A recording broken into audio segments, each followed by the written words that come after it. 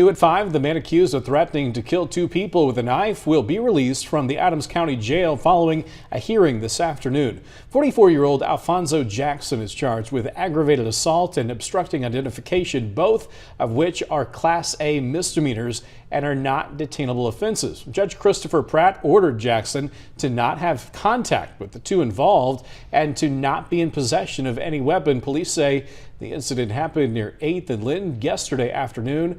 No injuries were reported.